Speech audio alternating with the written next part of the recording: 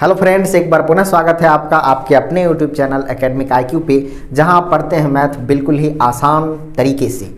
इस वीडियो में मैं आप लोगों को अरिथमेटिक प्रोग्रेशन क्या होता है, अरिथमेटिक प्रोग्रेशन के कितने टाइप्स होते हैं, अरिथमेटिक प्रोग्रेशन के जनरल फॉर्म क्या होते हैं, इन सभी तरीकों के बारे में और अरिथमेटिक प्रोग्रेशन के पूरे कॉन्सेप्ट के बारे में बताऊंगा। उसके बाद हम नेक्स्ट वीडियो लेकर के आएंगे, उसमें हम बिहार बोर्ड एग्जामिनेशन 2022 में आने वाले जो मोस्ट इम्पोर्टेंट VVI क्वेश्चंस जो अरिथमेटिक प्रोग्रेशंस चैप्टर्स के होंगे, केवल मैं उसको लेकर के आऊँगा। तो चलिए इस वीडियो को हम शुरू करते हैं।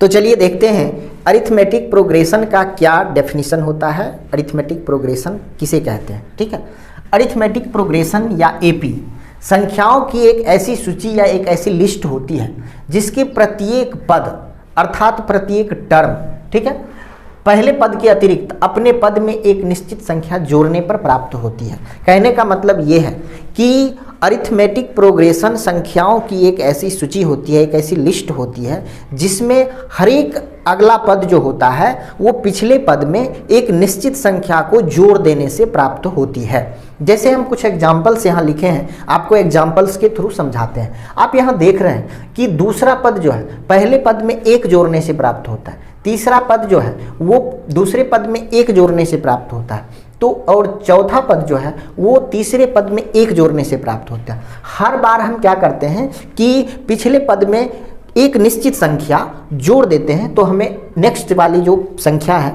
नेक्स्ट वाला जो पद है वो हमें मिल जाता है। ठीक है, तो इसी को हम अरिथमेटिक प्रोग्रेशन बोलते हैं। ठीक है, दूसरे एग्जांपल्स को आपको देख करके थोड़ा सा झटका लगेगा। यहाँ पे हम देख रहे हैं कि 100 है और फिर नेक्स्ट जो है नेक्स्ट टर्म जो है वो 70 है। ठीक है, तो इसमें हम देखते हैं कि जोड़ तो नहीं पाते हैं, इसमें क्या होता है माइनस हो जाता है, जबकि डेफिनेशन में हमने पढ़ा है कि हम हर बार एक निश्चित संख्या उसमें जोड़ते हैं। ठीक है, लेकिन यहाँ पे क्या होता है कि यहाँ पे ये संख्या जुड़ नहीं रहा है बल्कि घट रहा है। लेकिन इसको अगर हम ठीक से देखें तो समझ में आएगा कि इसमें भी संख्याएं जुड़ ही रही है। कैसे जुड़ रही है वो मैं आपको बताता हूँ। देखिए, ये है 100, ये है 70, ये है 40, ये है 10। अब ध्यान से देखिए, ठीक है, इसको तो इसमें हम क्या करते हैं 100 और इसमें हम प्लस करते हैं -30, इसमें हम ऐड करते हैं -30। ठीक है, कहने का मतलब ये हो गया।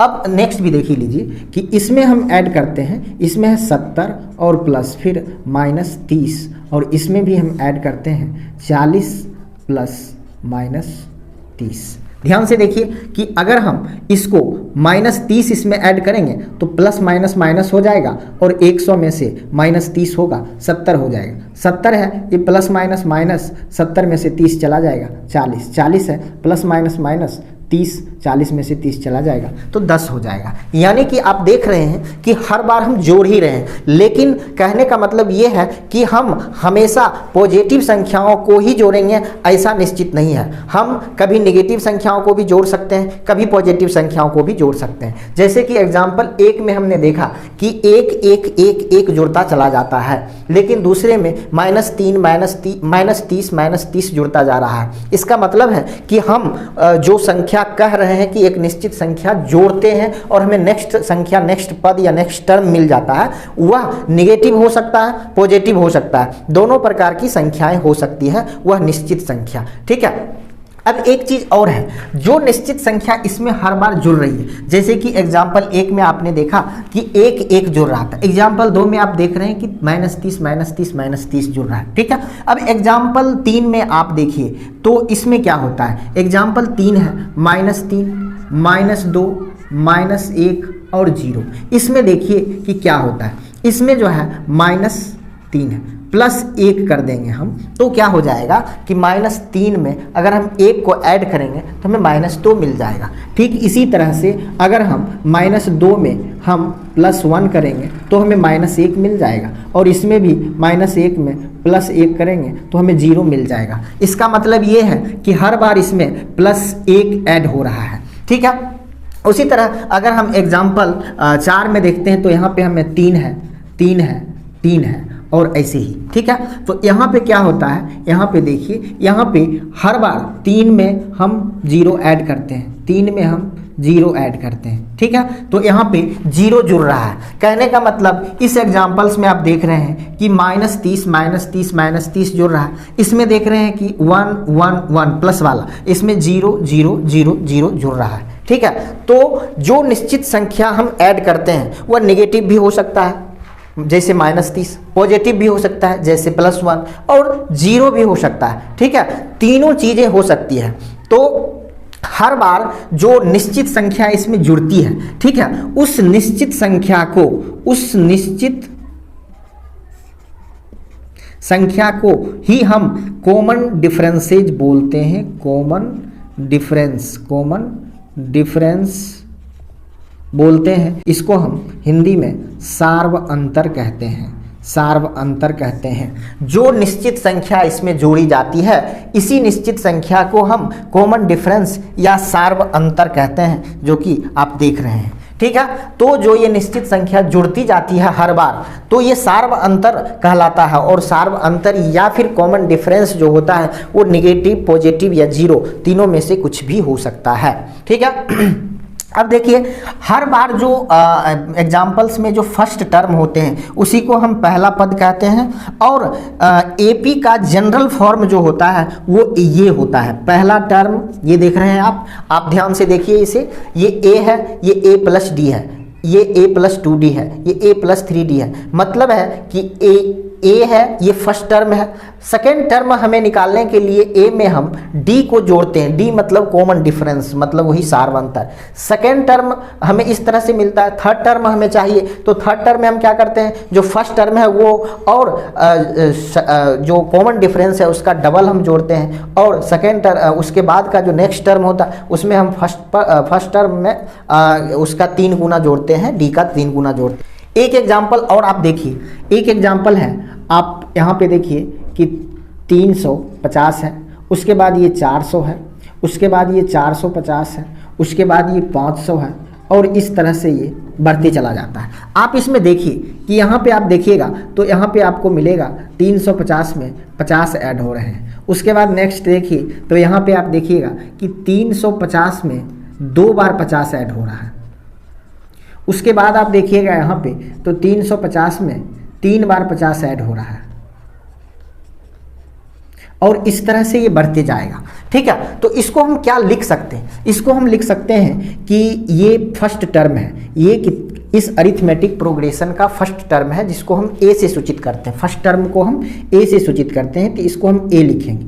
और इसको ये चूंकि 50-50 हर बार बढ़ रहा है, तो इस हिसाब से परिभाषा या डेफिनेशन के हिसाब से ये क्या है, ये है कॉमन डिफरेंस, जिसको हम डी द्वारा सूचित करते हैं, ठीक है। तो ये इसको हम डी कहेंगे। इसको आप ध्यान से देखिए तो ये फर्स्ट टर्म है और ये है डी और प्लस डी। उसके बाद ये देखिए तो ये फर्स्ट टर्म है और ये है D plus D plus D.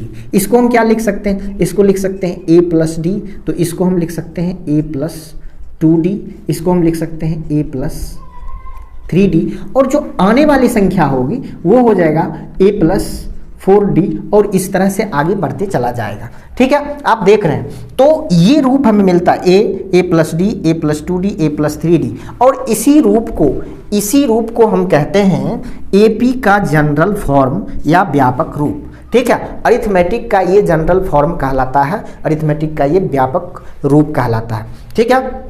I hope आपको इतना समझ में आ गया होगा।